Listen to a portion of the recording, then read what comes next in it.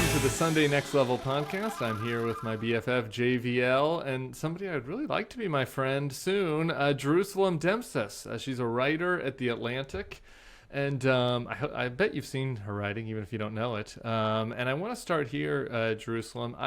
This is one of those, I feel like it's from the old days, how you found writers you liked. Maybe JVL could tell me about this. But I would see an article We'd I'd pick like. up our pamphlets on the street and we'd look for the names Publius. And I click on the article and I'm like, oh, I like this one. Who's this? It's like, oh, Jerusalem Demsas. This person's probably pretty good. Then I click on another one and I was like, it's Jerusalem Demsas again. And this happened to me several times. And you just appeared in my, X feed. We're calling it X now. And I know nothing about you. And so I wanted to have you on for this reason, because I've loved your writing. And so I would like for you to start just by telling us about yourself. Where did you grow up? Were you a child prodigy? Do you and your parents get along? Just give us your whole origin story. Okay, so this is like a therapy intake session. Yeah, therapy intake. Let's start there. Great. Fantastic. So I actually grew up outside DC in Maryland, and now I live in DC, so didn't move too far there. But yeah, I started writing a few years ago at Vox, and it was October 2020 when I joined Vox, and I had been interested in housing. I'd studied economics in college, and had really gotten into labor econ and mobility research and kind of the intersection of political science and mobility and labor economics. And so, I'd come across this piece. I remember it quite vividly, because I think it's actually kind of weird to remember the thing that started you thinking about everything. I think most people have many data points they can point to that lead them to an interest. But I do have this moment where I was a senior in college, and I read this piece by David Schleicher, who's a Yale law professor, called Stuck. And it was about how Americans had stopped moving as much as we used to. And the reason for this was not personal preferences had changed, but rather because there were a bunch of different, state and local regulation decisions that were being made that made it harder and harder for people to leave, and much harder and harder for people to join new communities. And this really struck me, and then I started writing about it at Vox, and of course, October 2020, or in the middle of the pandemic. You were reading about this in college? This idea sparked in college? We had a very different college experience. Yeah, Tim, not everybody wasted their college years the way you did. Okay, so you're just kind of casually reading some Yale law professor kind of commentary on housing stock? It was assigned. It was assigned. Oh, it was assigned. Class, okay. So. All right. I did read some of the assigned reading. Okay, so that makes me feel a little better. Yeah. But anyway, we started writing about housing in 2020, and that was a really a big moment for people who were really trying to understand what had gone wrong. Something that people thought okay, LA is expensive, San Francisco is expensive, DC is expensive, but that, people can still buy reasonable, housing in, the suburbs of these areas, or, smaller cities. But then it became a national housing crisis. I think it really sparked a lot of attention towards the underlying issues that I've been writing about. All right, so I want to get to housing, but we need to start with one other thing first, if that's okay. And sure. We're going to spend most of the time on housing, because your stuff on it is so good. But I read, when I was preparing for this, that you also did something else different for me in college. You were a debate champion, the national #1 ranked debater at William and Mary. Sebastian also is William and Mary. We have some William and Mary. What are you guys, the Lords and the Ladies or something? And then preposterous like that? What? Don't you have a ridiculous mascot? No, I don't think so. No, okay. What is your mascot? Oh, you're the Griffin. Okay. Yeah. Griffin. Sebastian's in the chat. They just changed it, though. They changed it in the 90s because it used to be a Native American. It was the tribe. Okay. Yeah. It's a different liberal arts school that had the Lords and the Ladies, and they had to change it from that too, because that was a little. Okay. Anyway, you were the champion. So I would like to hear a little about this experience. I don't care much about college debate, but there was this very interesting article over in Matt Iglesias thing by Maya Bodnick, who's awesome. I love her. She's a young woman who's really great, and she wrote about how people don't debate anymore, and they're using critics, and it's just nihilism, and it's people want to ask questions, debate about. So when you were the champion, did you actually debate on the merits, or when you were asked about things, were you no, I want to imagine that, we have a completely different society where the proletariat has been overthrown, etc. Oh, well, what would you say if I said that's what I was doing with it? I would Did it love just that. end at this point? No, I would love that. I would Well, love to know your so, strategy. I'm yeah, an empty slate here. I did not do the only debating I so did fair. was after a bong rip in the dorm room. So I want to hear Um, how the pros did it. well, I did a different sort of debate than I think what Maya is describing in her piece. I didn't. I did parliamentary debate is what we did, Okay. which I'm not going to get into the details here because I don't think the audience really cares that much about the distinctions between types of college debate. But suffice it to say, we were it had not yet reached the parliamentary debate scene, the sort of critiques, and just to give a kind of like brief overview, people who aren't aware of this sort of stuff. Basically, what has happened in policy debate in other areas is that I think it's actually best to think of it as just a innovation for people who are trying to win. And Okay. debate changes quite regularly. I think it's something that people don't really understand. Like every 5 years, people will just like say like, "Wow, that's not what we used to do," or like even over the course of their college careers, like the activity changes a lot because it's being constituted by just college students. It's not really like they're like regulations, aren't like other people. It's just college students are both the judges and they are the participants. And when they graduate, they completely leave, and so it's almost like there's a lot of churn happening. And so there's a lot of change happening all the time in these spaces. And often the innovations that you see are like people like to make a lot out of it because these people who do debate often end up in different areas of influence and power, whether it's in media or in government.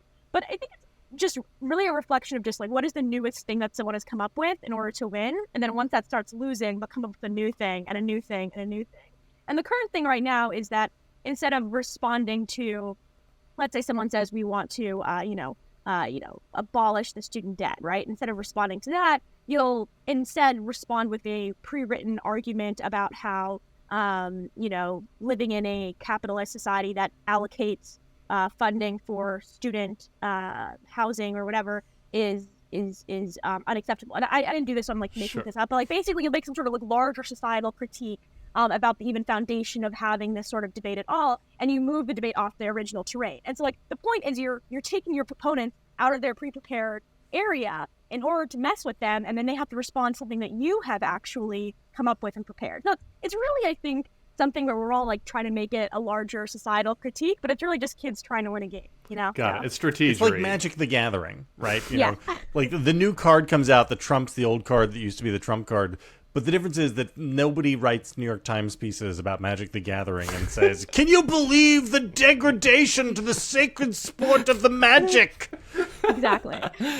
Okay, but just so your championship though, do you get like a trophy? Like what happens? No, please tell me it's a belt. Did you get Please tell me it's a WWE style belt, and then when you walk in, the champ carries the belt as they stride in with Did entrance that music. happen? Because if you tell me that, I am here for everything that comes after.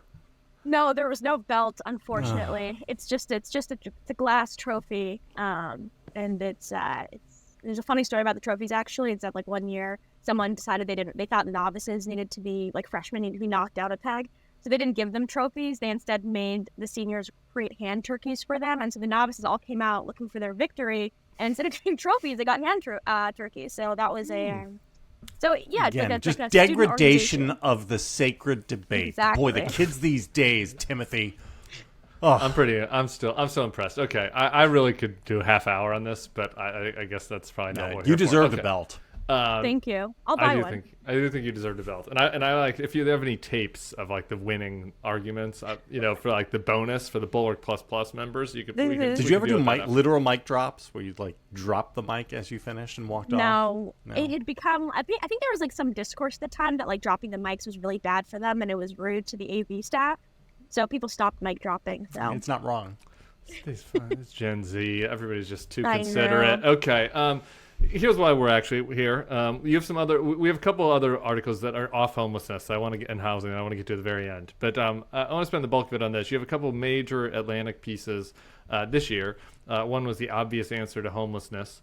The other one was Colorado's ingenious idea for solving the housing crisis and why local governments hate it. I'm from Denver. I'm excited to talk about that one. But JVL's a housing dork, so I want to let him kind of just take the lead here, and we can get into all the different elements of this. So where do you want to start, JVL? So, I mean, I guess we should start with the common misconceptions people have, right? And because if you just talk to somebody off the street and said, why is there homelessness? You'll get like, well, mental health problems and drugs and the moral fiber of the country. But the answer is just housing, right? Like, there is an actual answer to this. And so I just would like to put a quarter in the machine and let you go. Sure. Yeah. So I think I will say just at the top, like, this is largely, I think, a problem of what people mean by causality. Like, what does it mean for someone to say the reason people are homeless is housing, or the reason people are homeless is because of mental illness? Because if you are thinking about your own life, right, and like you can tell a story about your own life and you find yourself homeless at some point, you can go back and trace pivotal points at which perhaps if things had gone differently, you wouldn't be homeless. If you hadn't lost that job, if you hadn't, started doing drugs, if you hadn't, gotten in a fight with your roommate and then been kicked out. Like, there are things that you can point to. And for you, like, that's a reasonable causal story. And so when you interact with people, especially folks who are living in areas with high homelessness, you can see, okay, well, those people are using drugs. Or I talked to this person, he told me about how he got kicked out of his housing situation because he went off his meds. And so, like, those are true things. I think part of the problem is explaining that can be true, even if that doesn't actually provide you a useful answer for policymakers. Because when policymakers are thinking about causality, they're not saying like, oh, what is Jerusalem's life story? They're saying, why is it that so many people are homeless? There's always a mental illness. There's always poverty. There are always people getting in fights with their roommates. There are always all these things happening. Why is the consequence of those types of things now increasingly that people end up on the streets, rather than what we saw in previous generations, people would still remain housed? So I think that the important thing here is, even with the fact that we were going to have a mental health issues in this country or drug abuse crisis in this country, and we're going to have poverty in this country for the foreseeable future until we achieve utopia, we can still have all of those things without it meaning that people are condemned to living on the streets.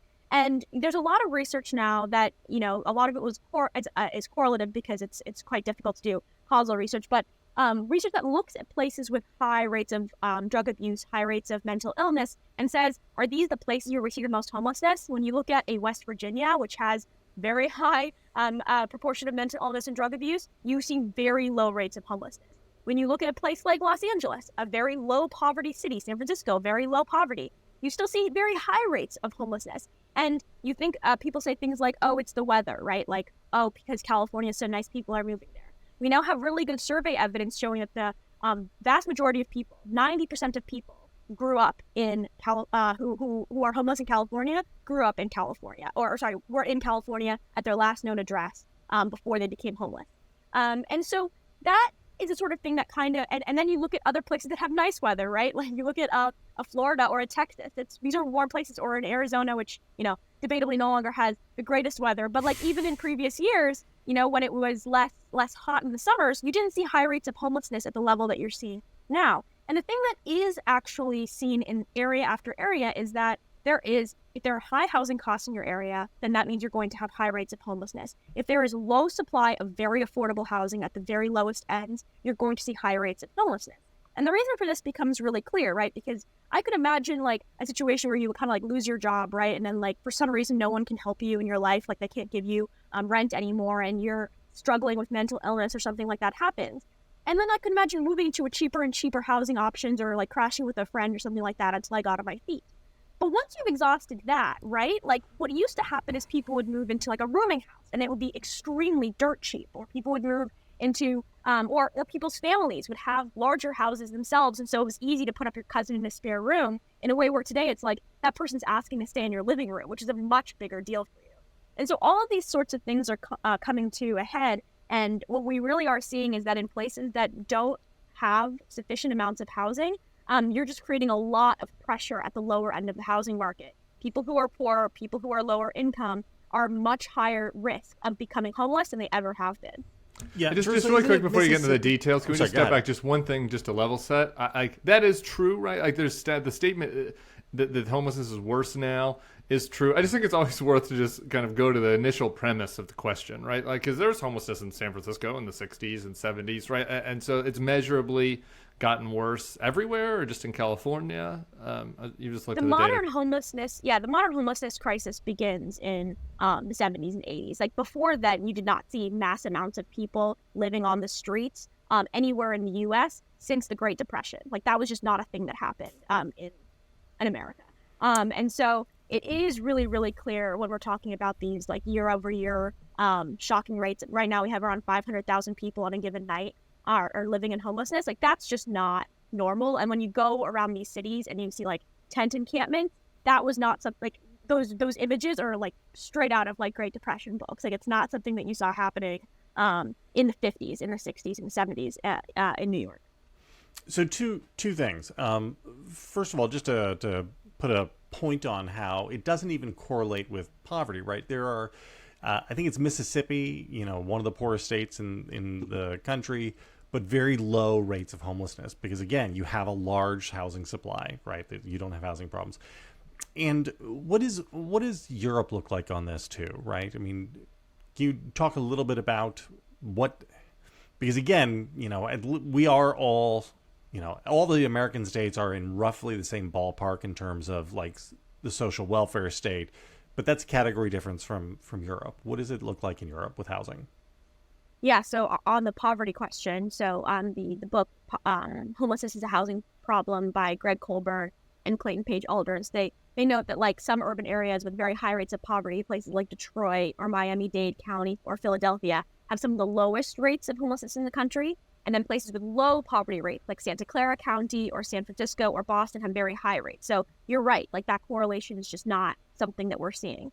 I'm not very extremely familiar with the data in other countries. I think it's really difficult to compare. As I've talked to homelessness researchers, it's difficult to compare sometimes across countries because people are measuring things very differently. Like for instance, how you're measuring homelessness, does it count if you are don't have your own place but you're crashing with someone temporarily? It just looks very different. But like there is research in Canada, which obviously has a very different social welfare state than the U.S. does, and you see very similar things happening. Like you see the same exact correlation when we're talking about high housing costs and homelessness versus questions of poverty and social welfare states. Because I think that like people often like should think of it like this, right? There's a really good analogy that homelessness researchers came up with called that refers to musical chairs, right? If you're watching kids play musical chairs, right, or you played yourself as a kid, someone takes a chair away and, people run around and they try to get into the chairs. And usually the kids who are like faster or stronger or like more gregarious or like, just like more willing to be slightly more aggressive or whatever it is, those will end up winning, or they're just funnier with how they're doing it. So they're not going to like annoy their peers, or they're more well-liked or whatever. But by the end, you usually have like a large, strong kid who or a fast kid who has ended up winning the game. And if one of the kids in the game had like a broken leg or was like very anxious, right? Would we say the reason that they lost the game was because they were anxious, or would we say it's because there wasn't a chair available? And I think it's like that's the same thing here. Like you see like the distribution of inequality in who ends up getting a house in the U.S., right?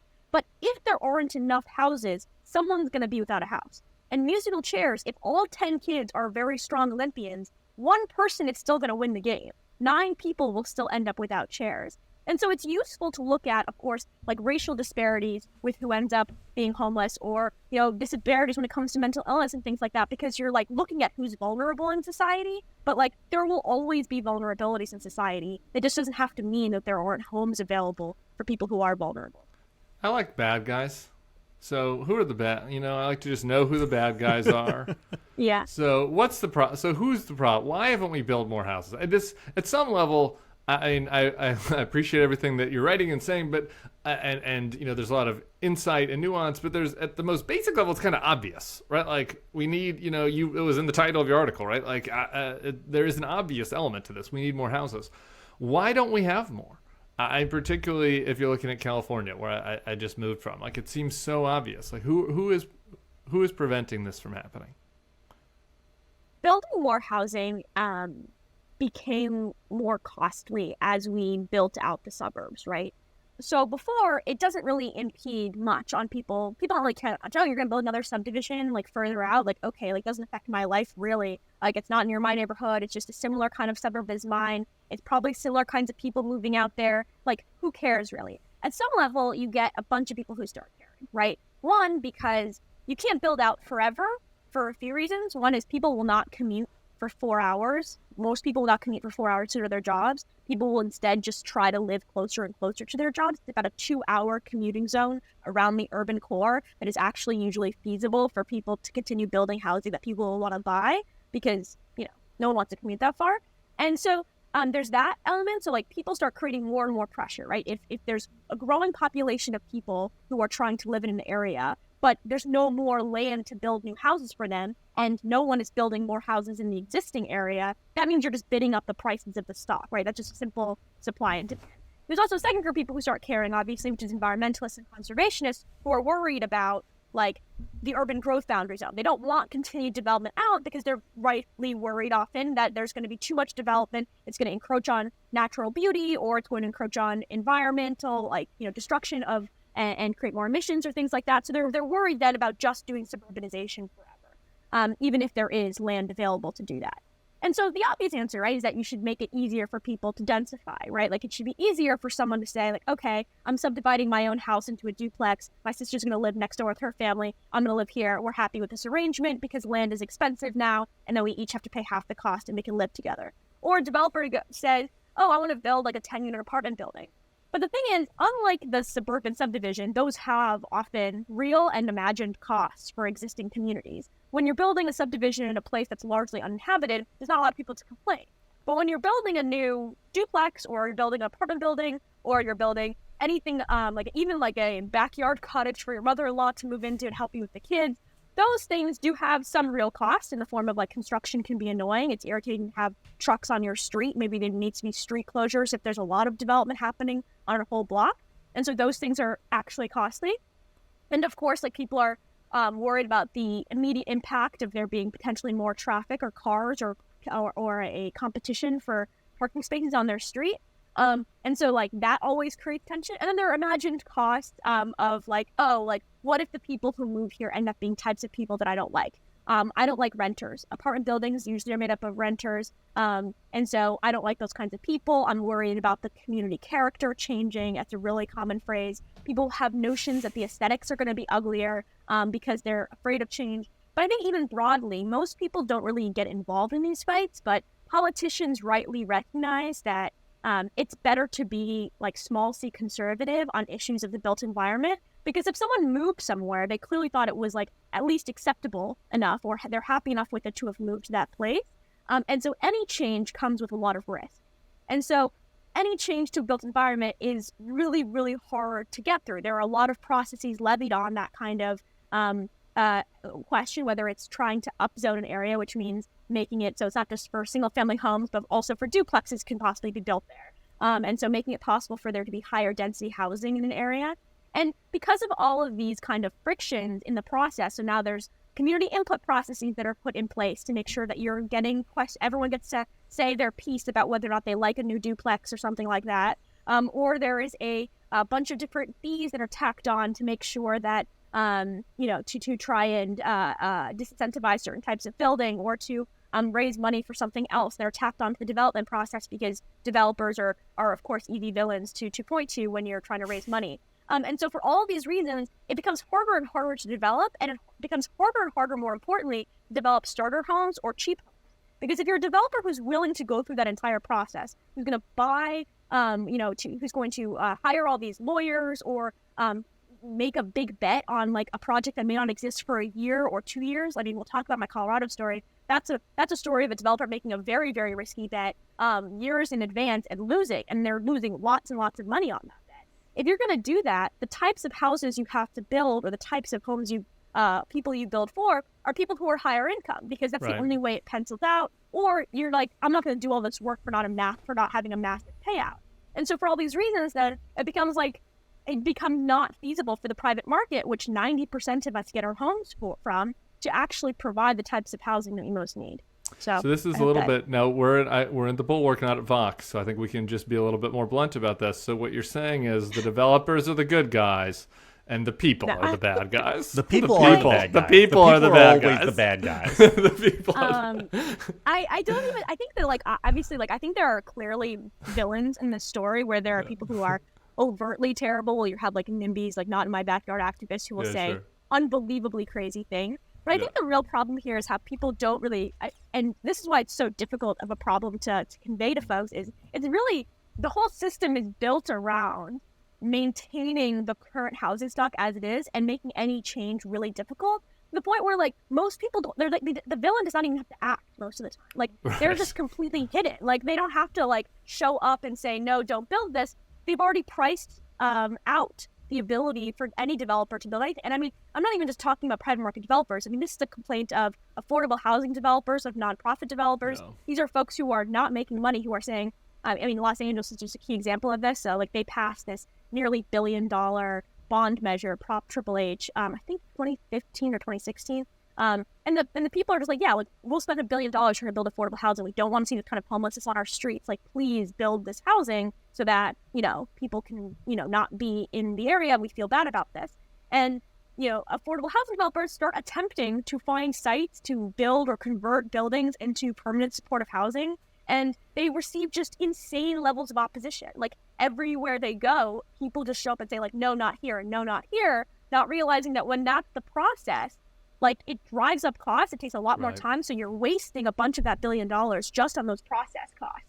And that's why it's so expensive to build like an apartment in San Francisco. It's not really because the materials when you cross from San Francisco to, you know, like Idaho are somehow like that much more expensive. It's largely because the regulatory costs are so high, the time costs are so high, and then people just learn not to deal with it. And so you get this really strange like response from the market where it's not even worth it to try to build a bunch of housing in expensive areas of town. And then there is the correct critique often from people who are living in high development areas that are less politically powerful, that like, hey, like, why is the rich area not building anything at all? And it becomes then you know, another fight within cities over fairness on that question.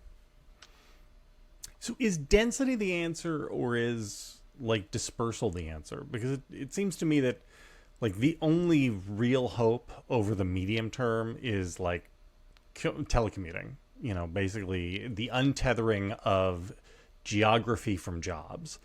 Because if that can happen at scale, that can relieve pressure everywhere within the system. Because like in a weird way, we have like, you know, it's housing is like the electrical grid in that like you have local nodes where things are harder or less hard, but we are all in the same large system. Yeah, so I think that it's definitely true that Zoom and remote work, and permanently remote work in particular, has like the ability to relieve a lot of pressure in these high cost of living cities.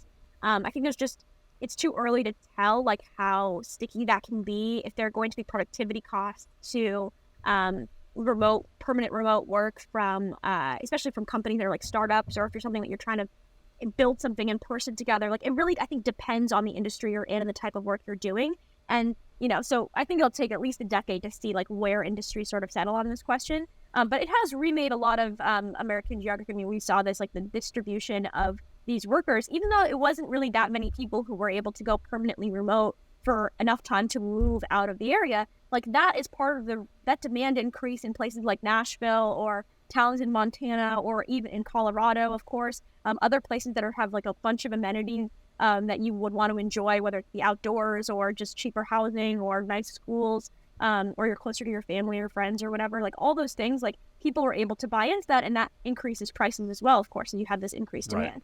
I think that like this question of dispersal versus density. Oh, sorry, Tim. You know, I just want to follow up just on that really point real quick, then you can get to the dispersal. But like, is any place that is really sought after nailing this? Like, is it possible? I say this because, like, I just moved from Oakland to New Orleans, right? And New Orleans is not, you know, like the neighborhoods, I want to live in the city, right? Like I want to live in New Orleans. And so people are like, oh man, it must be really cheaper. And I was like, yeah, it's kind of cheaper on the margins in California, but still in the areas where you want to live in New Orleans, it's not that much cheaper. It's not like moving to rural Missouri, like by compared to Oakland, right? And that's true in Denver. One of my buddies moved to Boise recently. We moved out of DC, and he was showing me the houses he was looking at in Boise and the cool neighborhoods in Boise, and I was like, that's not that much different than Oakland, really. And so, isn't this true that like Is there, so it's kind of a two-part question, right? Like, is there any place that's like, oh, we're nailing it, or is it impossible to control housing prices in a very mobile society in the, most sought after locations? There will always be places that are more attractive than other places, which means that there's gonna be more demand for it. That's obviously true. Like, there's limited beachfront property. If there's a beautiful lake, there's just like there's not, infinite numbers of spots. Like if you want to live in Vail, that's going to be expensive, and then maybe there has to be a different way of deciding how to distribute that space other than just the price mechanism if that's not the only thing you care about. But broadly, right, like when Montana, for instance, just is attempting this, and I think this is a really important case study. I think really the only way you solve this problem is before it gets as bad as a place like California. You have to fix the political dynamics and like fix this, like the way in which development actually happens, and make sure that it's, fair, and make sure that you're actually planning for growth in some way before you get to like a New York level or something like that. Because once you're there, there are so many entrenched interests that every single win, while on the margins, like that's good. Like if 10,000 more people can live where they want to live, like that's obviously a huge win, but it's not really like structural. You're not going to expect like rents to like massively come down in New York City anytime soon, or Manhattan anytime soon. But this question of like, I think this is something people really don't get, which I'm really glad you brought up, Tim, because people say like, oh, like, why don't people just move to like a Chicago, or why don't they just move to like the Denver? And you like go to these places, right? And like when you look at the citywide housing stock, there's tons of even vacant units in Chicago or Baltimore.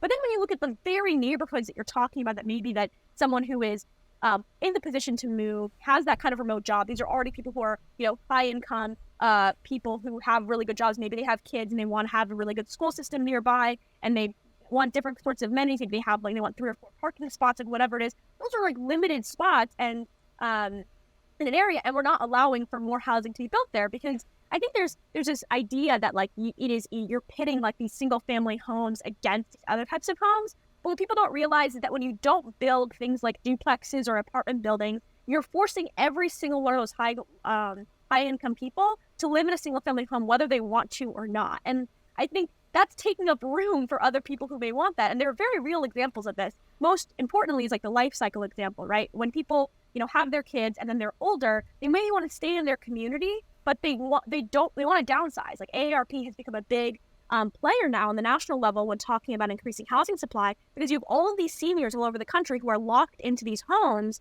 They can't even access the second floor anymore because it's not accessible to them. But moving means leaving their community entirely, because there's like no smaller housing available for them. And there's no new housing that's ADA compliant, because we haven't built anything new in these areas in decades. And so this becomes a problem where the very same people who were just 15 years ago benefiting from the lack of new housing are now the people who are being harmed by their own preferences. And so this happens in that way, but it also happens in the way of like, here in DC, for instance, I have twice in my life now lived in formerly townhome or brownstones that have been converted into multiple apartments. And so like there's like right now I'm in a 4-unit apartment building that was used to be like a townhouse that would probably have been a family townhouse and wouldn't have been that expensive. A middle-class family would have been able to buy that. But because there aren't enough housing options in the area that I wanted to live in, like all of the buildings happening somewhere else where I don't want to be in that neighborhood, I come look in this neighborhood, and when they like looking for my demand, they have converted this home, which used to be a family home, for people like me who are like yuppies. And so I think that's something too that people don't realize, is that if you don't build enough, the only people who are going to get what they want are rich people, or people who are richer than the median person in their area, and everyone else will have to just deal with whatever's left behind. And no one over the course of their whole life remains at the top. Like at some point you'll want your kids living near you, they can't afford it. At some point you'll want to live near, your friends will want to come stay with you, but it's too expensive because you're not allowed to have hotels in the area. You banned Airbnbs. Like there's just things that people don't think about in these moments when they're opposing change that will really affect their quality of life. I'm glad you mentioned schools. This is, I don't know if you read it. This is from her earlier life before she was a politician. Elizabeth Warren wrote a book called The Two-Income Trap. It was amazing, like a weirdly conservative book in its own way. And she was talking about bankruptcy and financial distress, and looking at, which is in a weird way a little bit like homelessness, in that, why did people go bankrupt? And the answer is a housing cost, right? Housing cost is what pushed people into bankruptcy. And one of the things she talked about was the tethering between schools and housing location. So being one of the other big drivers of housing costs, aside from location to employment, right? So the closer you are to more jobs, the more valuable the housing is. And the closer you are to good schools, the more valuable the housing is. And one of her proposed solutions, which I think she's backed off of since then, was severing the tie and basically making it so that you could live in a lower cost town with bad schools, but send your kids to the good schools of the town next door to you. How much, I mean, does that, again, this is like 20 years ago, but does the school I don't think she has that tie- position anymore. I'm just... I don't know that she does, but I don't know that she's totally backed away from it either. Does the schooling part of this play any role in, again, like driving up the concentration of costs in places for people, which again is in nobody's interest, right? This is like a weird, I could go full bullshit here with like how the problem here is actually, it's not even the people, it's the system, because we all lose. But anyway, schools, please go. Yeah, so the idea of making it so that, we're like, for instance, like equalizing school funding across an area. So instead of just, I pay for the schools that are in my area based through property taxes, all the property taxes of a state or something would go into one pot and then get dispersed evenly everywhere.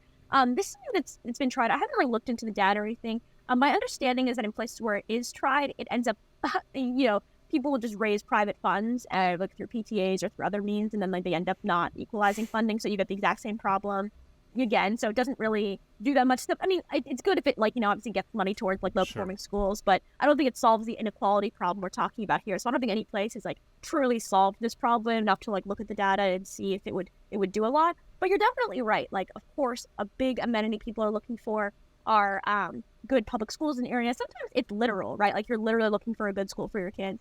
But I think we often like even when people are talking about like their property values or things like that, few people are like regularly, I mean, now it's more common, but few people are regularly checking their property values and seeing like, well, what do I think the exact change would be if this change happened in my community? We're talking about a vibe of what it means to like live in a nice place. Like there are good schools in the area. Like people say that to me and they like don't have kids. And like, I don't even know why they're saying that. Like, and it's because it's like, it means something else. It means something broader about the type of place you live in. You can like imagine the sort of like Brady Bunch, like type of thing that we're looking at. And the reason that's important is because I think that it's really important to drill down exactly what people mean there to try to make sure you're maintaining that level of people feeling good about a place, and also to de-link it from things that are like obviously incorrect, right? Like, it's like, I think people used to say that, and it used to be very blatantly racist. People would say that and they meant like, I really don't want non-white people living here anymore. I think that's less and less common, and I think that like not actually the people say something like, oh, I'd be happy to have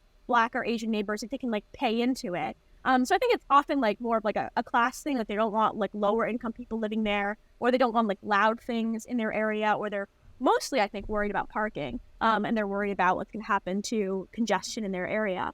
And I think you have to actually like systemically address those concerns very clearly, and then just say, once we've addressed like the legitimate material concerns you're worried about, like how will you deal with people being loud? Like we have like nuisance laws. Like I know that's a way of dealing with that, and we should make sure people can get that. But also sometimes you have loud neighbors, and that's just kind of like life, and like the government's not going to come around to try to arrest everyone because they're being loud in your neighborhood. And so I think the big problem here, and I think why I'm tying to schools here, is just like you have to actually find the things that are really important for a populace to be happy, make sure that you're not ruining those things, and then just say we're ignoring the other random concerns being levied at us because we understand that when you actually have a growing economy, people could have more affordable housing. They will be happy at the end of the day, and we know this because people literally were happy when that was the case, when things were changing in in the early aughts, when things were booming. There's a lot of change, there's a lot of development, a lot of growth in places like Denver. They were begging for this kind of growth. You know what I mean? They would never have imagined the type of changes we're seeing now in the city, and that was the type of thing that leaders were asking for.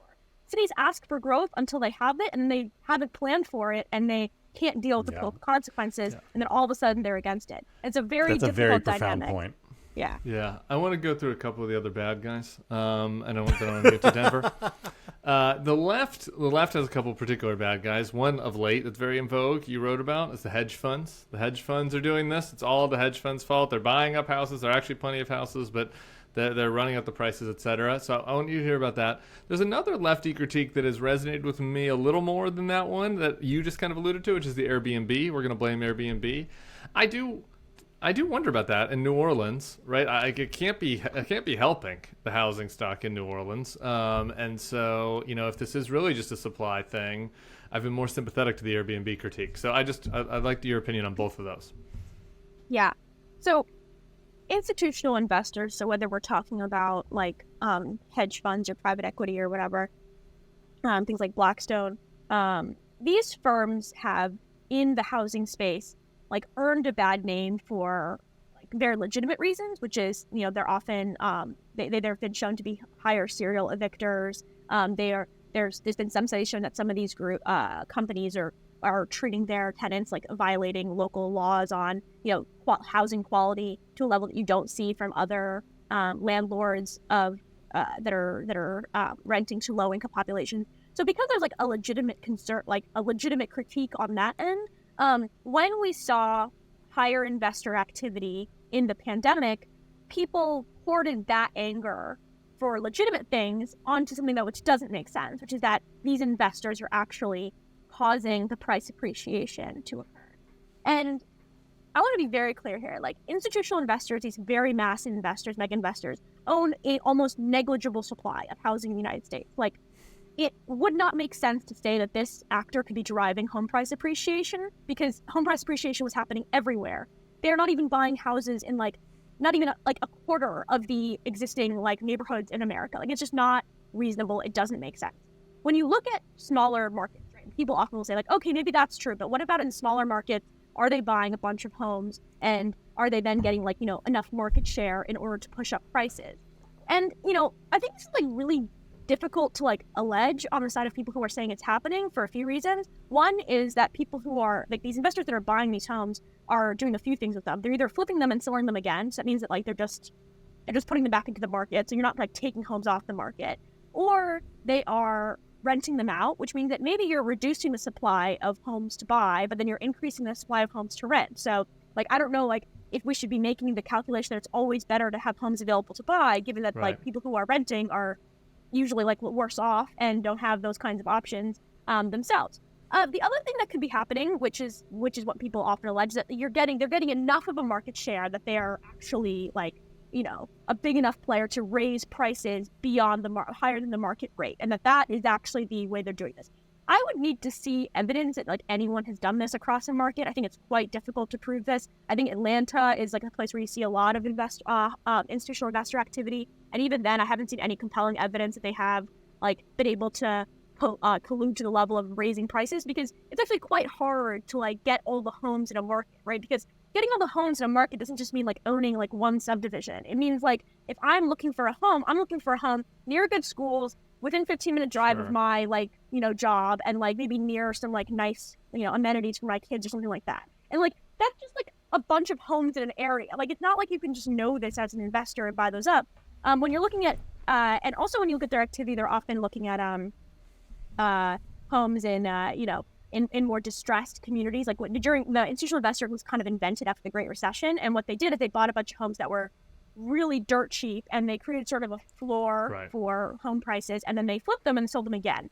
And again, there are very real critiques to make about how they're treating their tenants, and if there's a problem of buying homes that we would rather have originally go to people versus these institutional investors first. And there's ways to ensure that when the government is trying to sell homes, it tries to prioritize people before it goes to investors. But I think the large critique I have is the dominance of this discussion. Instead of it being focused on any of these things, is really just a reflection that people don't want to talk about what's really causing home price appreciation, because that implicates all of us. You feel make the bullshit critique, JVL. It is it implicates all of us. We're all involved in the system of not allowing new development, of buying homes in areas and then excluding other people from them. And that is a bigger critique. It's a bigger problem. It's a much harder problem to solve. And it also implicates a bunch of things that we usually like, whether it's environmental laws or it's like local government, or it's, your neighbor next door who you usually think is really helpful because he helps you get trash pickup, but like also he's the guy who's making it so that no one can put low-income housing in your community. Like, it's a very difficult problem, like,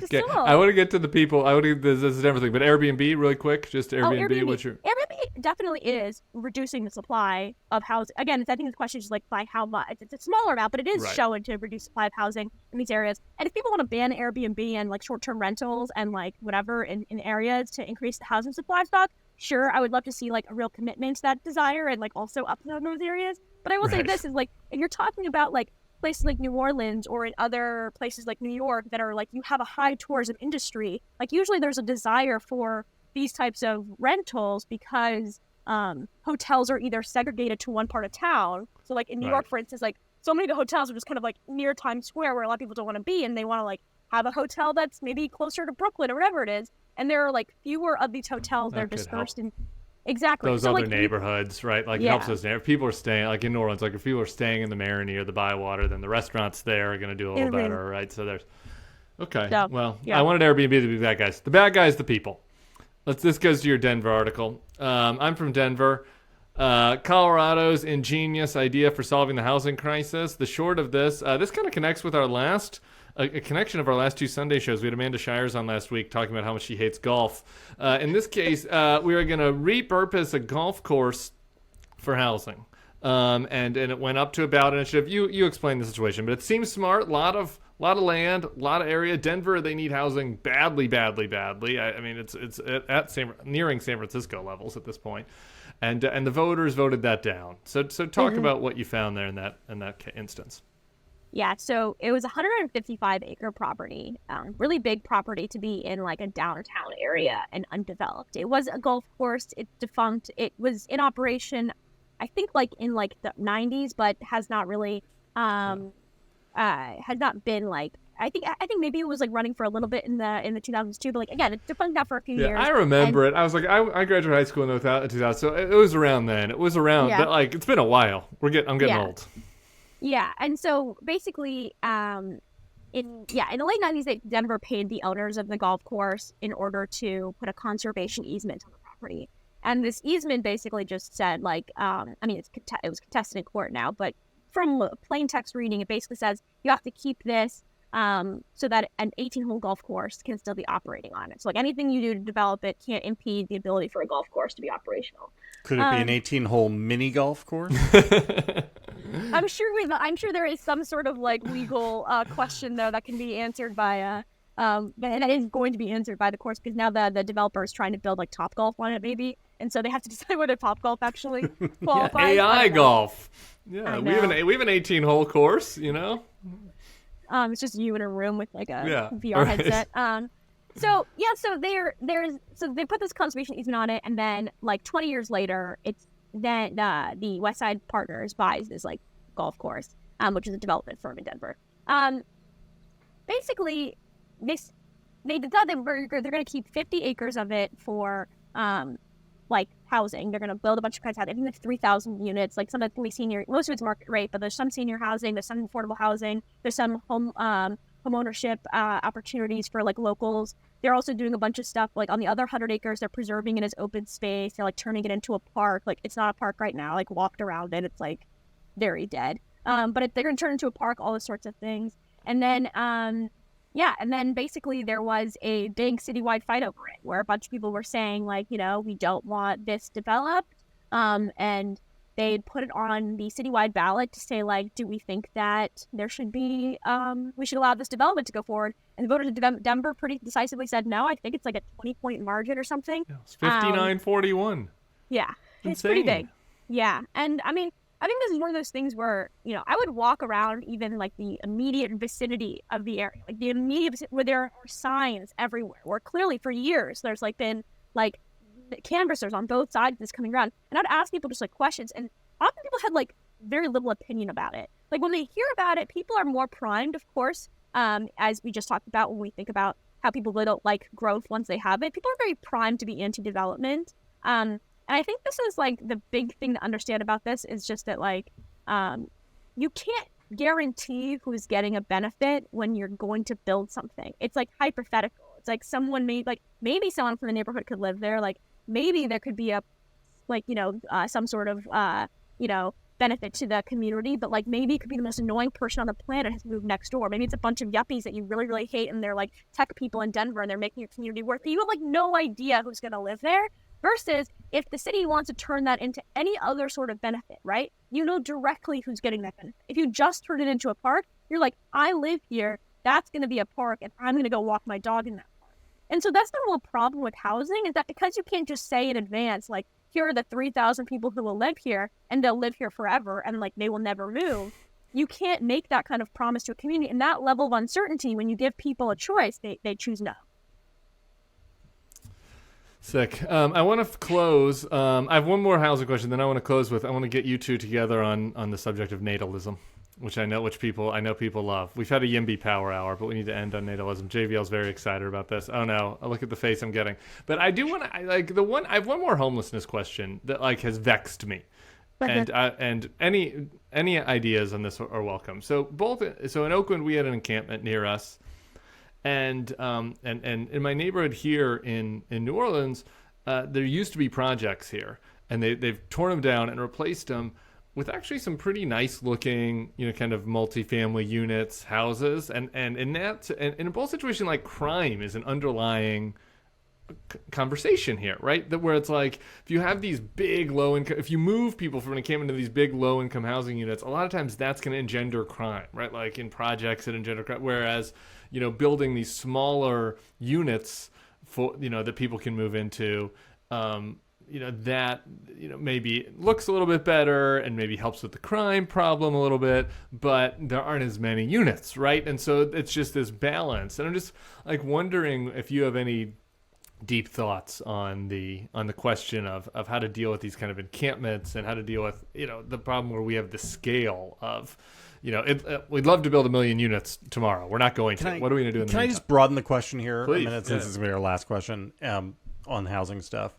So what are your lessons from the past failures to grapple with this? So, I mean, rent control, which was a thing tried by cities in the 60s and 70s, and then massive public housing projects like we saw, Cabrini Green in Chicago and all across New York City, which I think people now think were failures, and I think people now think that rent control is a failure, but maybe not. So anyway, I just want to broaden that. We took that, and that connects. The housing project question connects, and the New Orleans got rid of the housing projects on this point. But anyway.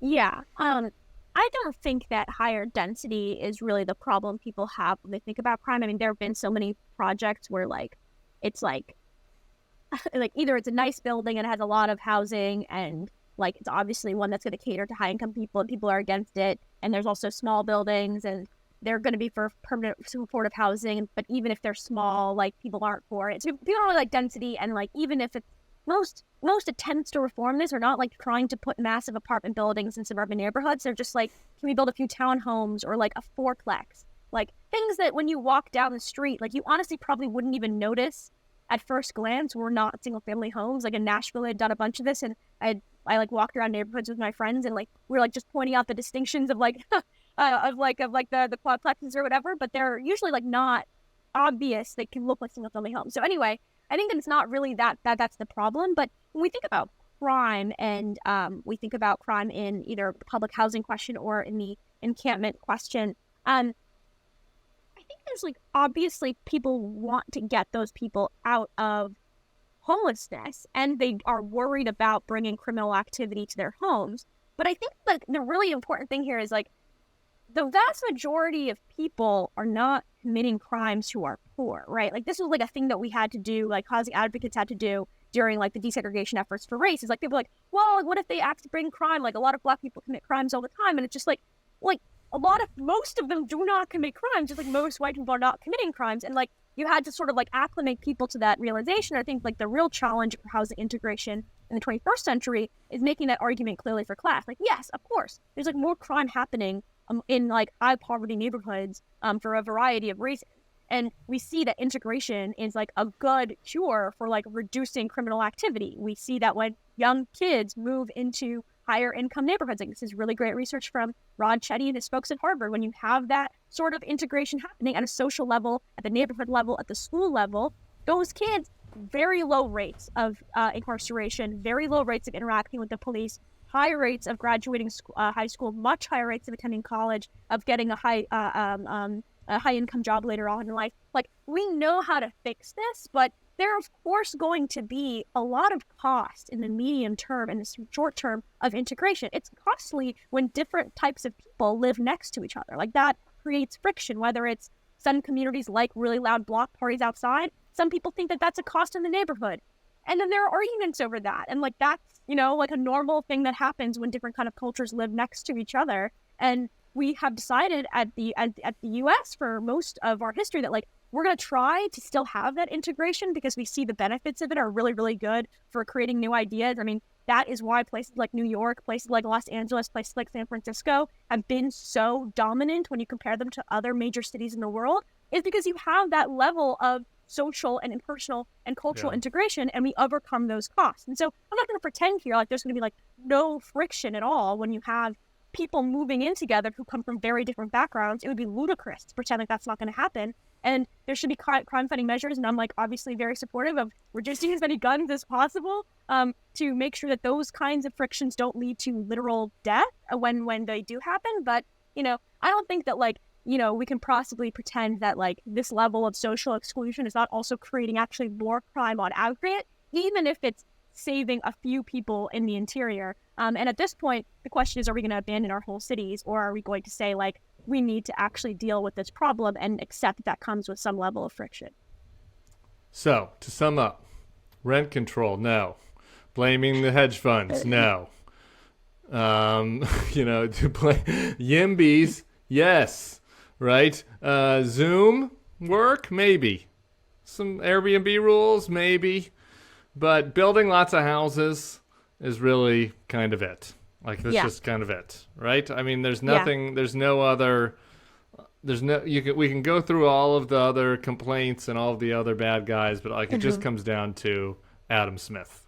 Like, that's really the end of this. I will say this too, though, on top of that, is that the new public housing that people are trying to build, Montgomery County, Maryland, which I grew up in, has attempted this. It's mixed income housing. It's not just for poor people. It looks exactly like the new types of housing. It's being financed in very interesting ways so that like local governments can actually take advantage of, can have enough money to actually finance like large units, and they remain affordable for like at different income levels. Obviously, you have people who are higher income and lower income, middle income, but that sort of thing is a new thing that people are trying. I don't think it's like a solution in and of itself. Like, you're like, as I said earlier, like 90% of us are getting our homes in the private market. That's just not going to move fast enough.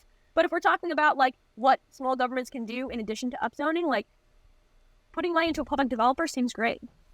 I love that. We also have ballot initiatives no, and environmental sequel on the no. I'm against on the no all list. Ballot initiatives. Yes. No, don't let the people decide. Okay, we know what is better for you. All right, last thing. I gotta let you go. We're time over. But yet you wrote something about we had a baby bump during the pandemic. JVL wrote the book about how we need to be concerned about the lack of babies that we're having. So, do we have good news? Is there good news? Are more babies coming, or was that just like people were bored and humping for a couple months? I haven't looked at that since I wrote this article, so that was in I think end of 2022 when I was looking at this stuff. Like, actually quite a while. Oh my gosh, we're over halfway through 2023, so I need to look back at it. But there was months. we're in August, 8 months. So we basically, what happened during the pandemic is usually when there's kind of a financial shock, people like don't have kids because they're like worried about being able to afford them. They're like, oh, let's just pause for a second and see what happens. And the COVID-19 pandemic was, of course, a major shock. People had no idea what was going to happen. But similarly in other places, right? Like with housing market, everyone thought there was going to be a housing market crash at the beginning, or labor market, everyone thought it'd be like a massive, a complete labor crash that would be like dominate for ages.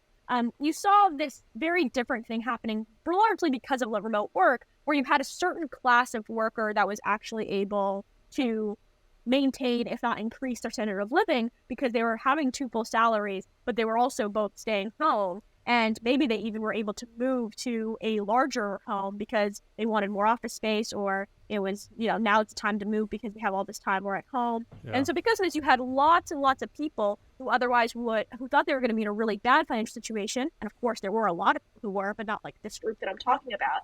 And because these folks were able to have this time and space and money, they had a lot of money in order to move to a larger house, that actually made the life cycle decision to have a kid much easier. Because often I think that people get married, decide to have a kid, and then buy a big house. But often it's like you get into the house and you're like, oh, there's room for a kid here. And then you decide to have the kid. And so I think the housing market actually kind of pushed a lot of people into having kids maybe a little bit earlier than they were expecting to, given the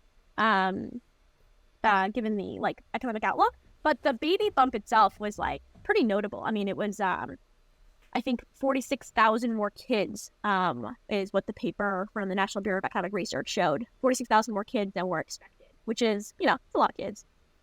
JVL, Team Virus. So many kids. Team Virus, JVL. I mean, it's not going to last. Again, Team Virus working out for you? It's not going to last. This is, I mean, the large driver in the American fertility trends is the collapse of fertility in Hispanic American women. And there just has been no evidence that over the long haul is going to reverse. And as they continue regressing to the mean, which is where white Americans and African Americans are, we're going to settle down at like 1.7 or something like that. And that's not great, Bob, because overall, like, again, the problem with declining fertility is not the number of people. The problem is the age structure of the existing population. And as your fertility rate gets lower, you wind up inverting, and over time, you wind up with a lot more old people than young people. And that creates all sorts of economic dislocations. And we should have just a maximum voting age, and then there won't be a problem. Well, okay, now I was just speaking right to my heart. I was just about to say, until you started going anti-democracy, I just have to say, with President Jerusalem, we'll have all the houses, so people will know they'll have room for the crib. We'll have immigration, so there'll be young dynamic people coming into the country. We'll be fixing the pyramid.